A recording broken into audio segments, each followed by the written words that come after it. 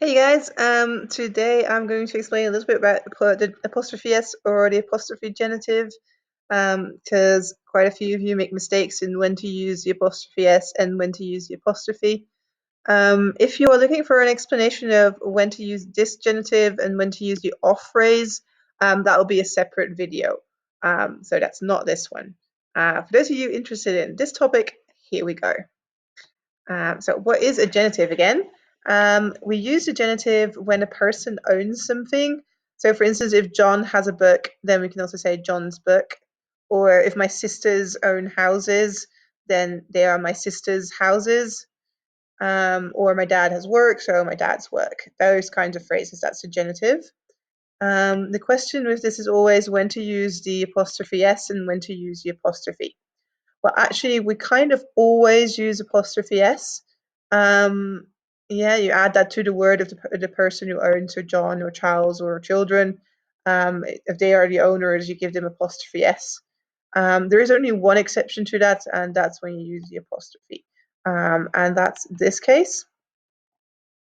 We'll use only an apostrophe if the person who owns the thing that we're talking about. If that word ends in an s, that indicates a plural. Plural is the opposite of singular. Singular is when there's one single thing. Plural when there's multiple things of something. So for instance, if I were to say that my sisters own houses, sisters ends in an s, and it indicates that there's more than one person involved. So it's a plural s. Um, if I then want to say that my sisters own houses, I say my sisters apostrophe houses and not apostrophe s. Same for neighbors. It ends in an s because it's plural. So it's the neighbor's garden with s apostrophe. Mind you, if a word's a plural but it doesn't end in an s, like children, then it's just apostrophe s. So my children's life.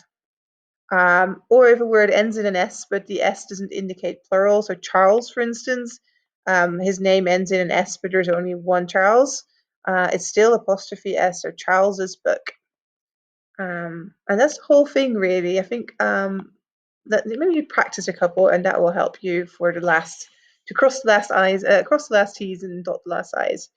Okay, put me on pause, try and fill in these sentences with the apostrophe s or the apostrophe. I think you've started me again by now. Let's have a look at the answers. Okay, so how to do this. The first one, man, is there's nothing going on there, so apostrophe s.